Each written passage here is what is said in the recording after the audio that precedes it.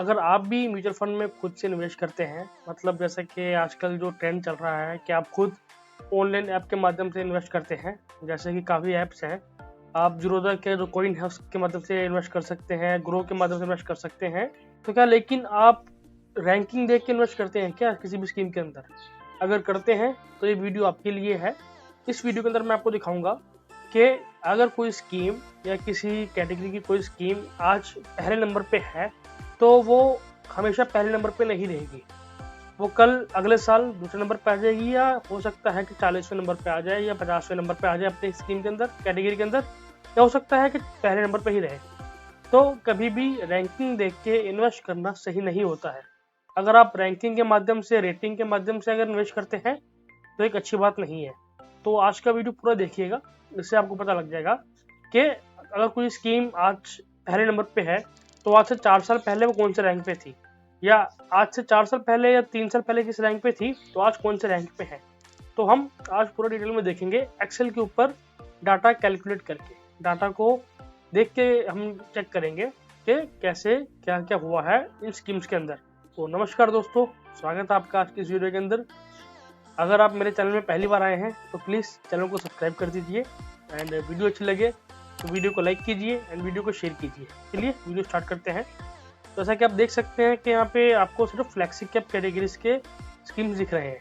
मतलब कि मैंने इस एक्सेल शीट के अंदर सिर्फ फ्लैक्सी कैप कैटेगरीज के फंड लिए हैं, और 2019 से लेके 2023 अभी तक का डाटा मैंने एनालाइज किया है कि अगर कोई एक स्कीम 2019 में कौन से रैंक पे थी और अभी 2023 में कौन से रैंक पे है, और नीचे आने का कारण क्या है क्या नहीं, वो आज थोड़ा बहुत हम बात करेंगे इस वीडियो के अंदर। मैंने लिया है एक्सिस फ्लैक्सी कैप फंड। ठीक है, ये एक्सिस का फ्लैक्सी कैप कैटेगरी फंड लिया है मैंने। मैं इसको हाईलाइट कर लेता हूँ। अभी देखिए 2019 में एक्सिस का फ्लैक्सी कैप नंबर 1 में था, पहले नंबर पे था रैंकिंग में। अगर आपने उस टाइम इन्वेस्ट किया होता तो देखिए आपके साथ क्या हुआ। 2020 में पहले से 7वें नंबर पे आ गया वो, 2021 में 21वें नंबर पे आ गया, 22 में 29वें नंबर पे आ गया, और 23 में भी 29वें नंबर पे है। मतलब कि अगर आपने रैंकिंग देख के, जैसे कि उन ऐप्स के अंदर आता है ना कि जो फंड अच्छा परफॉर्म करता है वो उसको सबसे ऊपर दिखाते हैं, क्योंकि देखिए वहाँ पे क्या है, अगर आप ऐप के थ्रू इन्वेस्ट कर रहे हो तो आप वहाँ पे किसी से बात नहीं कर रहे हो, आप किसी से कोई सजेशन नहीं ले रहे हो, आप अपना जो गोल है वो किसी को बता नहीं रहे हो, आपको जो स्क्रीन पे दिख रहा है आप उसके हिसाब से इन्वेस्ट कर दे रहे हो। तो वो ऑब्वियसली बात है कि वो स्क्रीन के अंदर वही चीज़ दिखाएंगे जिससे वो आपको इन्फ्लुएंस कर सके, आपको पटा सके, जैसे कि रिटर्न प्रॉफिट कितना बना के दिया है। तो वो क्या करते हैं, वो पिछले 1 साल, 1.5 साल, 2 साल का डाटा आपको दिखाएंगे अपने ऐप के अंदर। अगर वहाँ अच्छा परफॉर्मेंस दिया है तो आप वो टॉप पे दिखाते हैं। तो आप भी जब सर्च करने जाएंगे तो टॉप पे आता है ग्रो वगैरह के अंदर। तो अगर आप वहाँ से इन्वेस्ट कर लेंगे तो उनको तो कुछ नहीं, उनको तो अपनी कमीशन मिल गई, आपने इन्वेस्ट कर लिया। लेकिन बाद में अगर लॉस हुआ या अच्छा पैसा नहीं बना तो वो आपका, उनको उससे मतलब नहीं होता।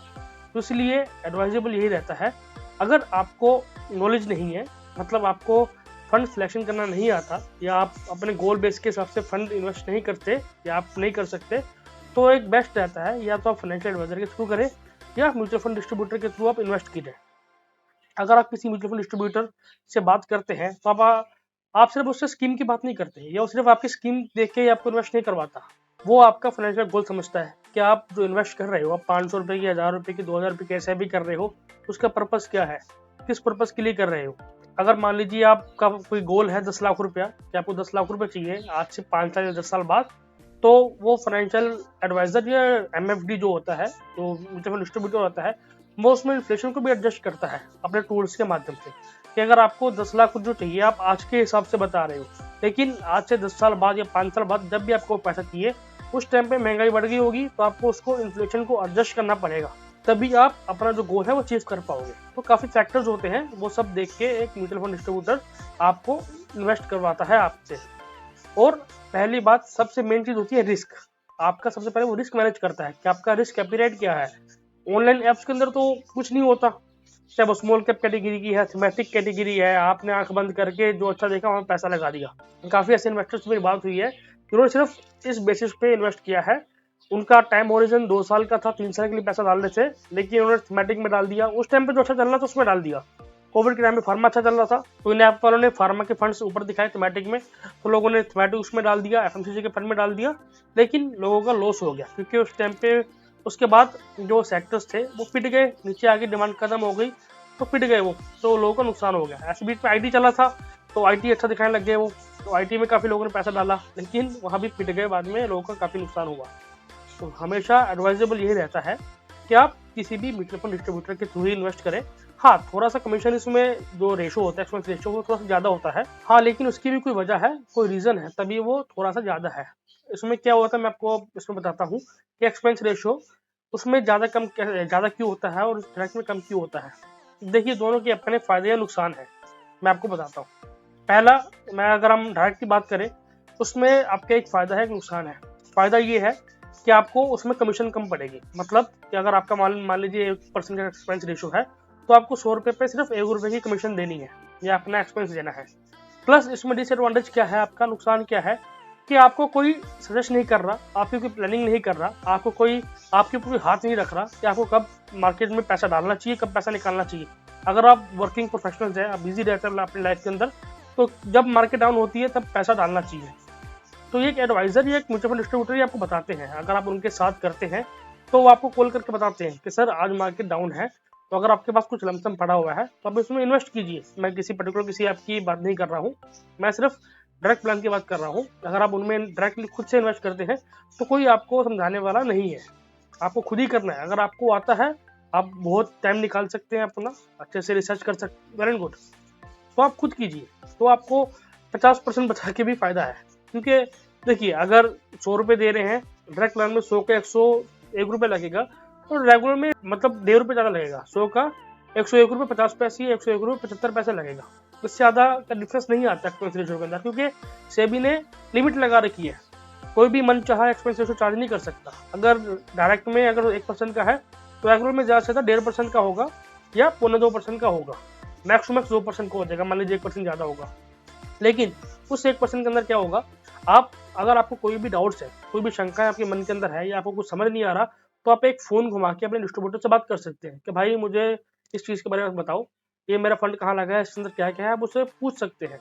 लेकिन आप डायरेक्ट प्लान में कर रहे हैं, किसी ऐप के थ्रू कर रहे हैं, तो आप वहाँ पे नहीं पूछ सकते, क्योंकि वहाँ पे कोई आपको हेल्प या सपोर्ट नहीं मिलता है। और मान लीजिए आपको अपनी कार खरीदनी है, घर खरीदना है, अगर आपका बच्चा है तो आपको बच्चे की एजुकेशन करनी है, उसकी पढ़ाई का खर्चा निकालना है, उसकी शादी का खर्चा देखना है, तो उसके लिए आपको कितना पैसा आज चाहिए। मान लीजिए कि आपका लगभग 3 करोड़ का गोल है, मतलब कि आपको आज से 20 साल बाद 3 करोड़ रुपये चाहिए। तो अगर आप खुद प्लानिंग कर सकते हैं तो अच्छी बात है, अगर नहीं तो एक as a fund mutual fund distributor आपको ये सब बातें आपके सामने रखता है कि आप जो इन्वेस्ट कर रहे हो आप किसी रीज़न के थ्रू करो, अदरवाइज आपका इन्वेस्ट करने का फ़ायदा नहीं है। या अगर आपको 10 लाख की ज़रूरत है, हो सकता है कि आपके पास सिर्फ 2 या 3 लाख रुपए ही हो, 10 लाख ना हो, तो आप अपने गोल अचीव नहीं कर पाओगे। तो ये सारे फ़ायदे नुकसान होते हैं। तो जैसा कि मैं समराइज़ करता हूँ इसको, डायरेक्ट प्लान में एडवांटेज ये है कि थोड़ी सी फीस कम है, इसका डिसएडवांटेज ये है कि आपको सब काम खुद करना है, कोई आपको हेल्प नहीं करेगा, सब कुछ आपको खुद करना है। रेगुलर प्लान्स के अंदर, मतलब डिस्ट्रीब्यूटर्स के प्लान के अंदर थोड़ी सी फीस ज़्यादा है, ये डिसएडवांटेज है, लेकिन एडवांटेज इसका बहुत ज़्यादा है कि अगर कभी भी कुछ होता है आप फ़ोन करके 1 to 1 उस बंदे से बात कर सकते हो। जैसे मैं एक म्यूचुअल डिस्ट्रीब्यूटर हूँ तो मुझसे डायरेक्ट 1 to 1 बात कर सकते हो, या अगर आपको कोई गोल के हिसाब से इन्वेस्ट करना है आप मुझसे बात कर सकते हो। हम आंख बंद करके किसी को भी कोई फंड एडवाइस नहीं कर सकते, सजेस्ट नहीं कर सकते, तो उसका पैसा वहाँ पे इन्वेस्ट नहीं कर सकते, क्योंकि हम म्यूचुअल फंड डिस्ट्रीब्यूटर हैं। तो हमें देखना पड़ता है कि कौन से क्लाइंट के लिए कौन सी स्कीम सही रहेगी। तो हम ऐसे भी आंख बंद करके किसी को कहीं इन्वेस्ट नहीं करा सकते। जैसे परफॉर्मेंस बेस पे कि परफॉर्मेंस इसकी अच्छी गई है, पिछले 6 महीने में ऐसा परफॉर्म किया है, लो जी भैया इसमें पैसा लगवा दो, ऐसा नहीं होता। तो ये दोनों के फायदे नुकसान थे। चलिए हम आगे वीडियो में बात करते हैं। तो वीडियो लंबी खींच दी मैंने। अभी देखिए पराग पारेख फ्लेक्सी कैप फंड, अभी देखिए 2019 में 4 नंबर पे था, 20 में 3 पे आया, 21 में 3 पे आया, 2022 में देखिए सीधा 28वें नंबर पे चला गया। मतलब कि जिसने 2021 में पैसा डाला है, मेरे कुछ क्लाइंट्स हैं उन्होंने 2021 में पैसा डाला था पिछले 3 साल की परफॉर्मेंस देख के एक ऐप के थ्रू, क्योंकि वहाँ पे टॉप में दिखा रहा था। पूरे 2 साल अभी तक उनको नेगेटिव रिटर्न मिला है, पॉजिटिव रिटर्न नहीं मिला है। देखिए 30 से 28वें नंबर पे आ गया है वो। हाँ, लेकिन अभी देखें तो भी पहले नंबर पे चल रहा है इस साल। तो ये एक साइकिल चलता रहता है, अगर कोई पहले नंबर पे था तो बीच में हट जाएगा, फिर पहले नंबर पे आ जाएगा। अब ये देखते हैं, अब ये देखिए टाटा का टाटा फ्लेक्सी कैप फंड 12वें नंबर पे था, फिर 16 पे आया, फिर 22 पे आया, फिर 24 पे 28, ये मतलब नीचे चल रहा है।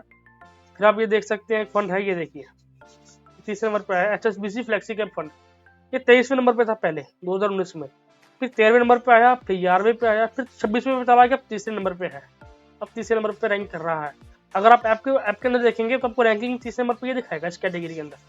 तो ये इस वीडियो के माध्यम से मैं आपको ये बताना चाह रहा था कि कभी भी आप रैंकिंग के माध्यम से रैंकिंग को देख के सिर्फ इन्वेस्ट ना कीजिए, और भी काफ़ी फैक्टर्स होते हैं, इनको एनालाइज करो, उसके बाद आप इन्वेस्ट करो, या तो किसी म्यूचुअल फंड डिस्ट्रीब्यूटर या फाइनेंशियल एडवाइजर के थ्रू इन्वेस्ट करो, अदरवाइज कैसे भी इन्वेस्टमेंट करो। और मैंने इस वीडियो के अंदर जो भी बात की है, जो भी आपको स्कीम्स के बारे में बताया है, तो ये मेरी कोई भी रिकमेंडेशन नहीं है भैया, मैं सिर्फ ये वीडियो एजुकेशन पर्पज़ के लिए बनाया है, और जो भी मैंने इसके अंदर दिखाया है वो सिर्फ एजुकेशन पर्पज़ के लिए है। अगर आप इन्वेस्ट करते हैं तो प्लीज़ अपने फाइनेंशियल एडवाइजर से कंसल्ट कीजिए, म्यूचुअल फंड डिस्ट्रीब्यूटर से बात कीजिए, तभी इन्वेस्ट कीजिए। मेरे कहने पे इन्वेस्ट मत करना, अगर कल को लॉस हो गया तो उसकी जिम्मेदारी मेरी नहीं है। ये वीडियो के अंदर डायरेक्टली मैंने सिर्फ एजुकेशन पर्पज़ के लिए आपको बताया है। हाँ, अगर आप मुझसे बात करते हैं फ़ोन पे 1 to 1, और आप चाहते हैं कि मैं आपके फाइनेंशियल प्लान के हिसाब से, आपको गोल के हिसाब से आपको स्कीम सजेस्ट करूँ, आपके रिस्क एपेटाइट के हिसाब से, तो वो अलग बात है, वो हम फ़ोन पे बात कर सकते हैं। लेकिन इस वीडियो के अंदर जो बताया है ये कोई भी एडवाइजेबल नहीं है, this is only purely for education purpose. तो अगर आपको इस वीडियो के अंदर कुछ पूछना है, कुछ समझ नहीं आया है, तो कमेंट सेक्शन में बताइए, मुझे कमेंट करके बताइए कि आपको ये चीज़ पूछनी है, चीज़ अच्छी नहीं लगी, या जो भी मैंने बताया आपको समझ नहीं आया, तो मैं आपको कमेंट में आंसर दूंगा, या नंबर आपको पता है, स्क्रीन पे नंबर शो करेगा, आप उस पर व्हाट्सएप पे बात कर सकते हैं। और अगर आप मार्केट के बारे में, म्यूचुअल फंड्स के बारे में जानकारी चाहते हैं, या मेरे ग्रुप में ऐड होना चाहते हैं व्हाट्सएप ग्रुप में, तो मुझे स्क्रीन पे व्हाट्सएप पे हाई कीजिए एंड व्हाट्सएप ग्रुप लिखिए, या अगर आप डेली अपडेट्स पाना चाहते हैं तो ब्रॉडकास्ट लिखिए, तो व्हाट्सएप ब्रॉडकास्ट में मैसेज कीजिए, तो मैं आपको अपनी व्हाट्सएप ब्रॉडकास्ट लिस्ट के अंदर ऐड कर लूँगा, जहाँ पे आपको हफ्ते में 1-2 बार कुछ ज़रूरी न्यूज़ जो होती हैं, कुछ खबरें जो मिस ना हो जाए, तो वो आपके पास पहुँच जाएंगी। उसके लिए बस आपको व्हाट्सएप पे मैसेज करना है और लिखना है add me in your broadcast list, बस ये लिखना है, तो मैं आपको अपनी ब्रॉडकास्ट लिस्ट के अंदर ऐड कर लूँगा। तो होप कि आपको वीडियो अच्छी लगी होगी। अगर आपको वीडियो अच्छी लगी है तो वीडियो को लाइक कीजिए एंड वीडियो को शेयर कीजिए, एंड अगर चैनल सब्सक्राइब नहीं किया हुआ है तो प्लीज़ चैनल को सब्सक्राइब कीजिए, ताकि मेरी अपकमिंग वीडियोस आपको पहुंच सके, आपके पास पहुंच सके टाइमली। तो मैं मिलता हूँ आपसे अगली वीडियो के अंदर, तब तक के लिए गुड बाय, टेक केयर, जय हिंद।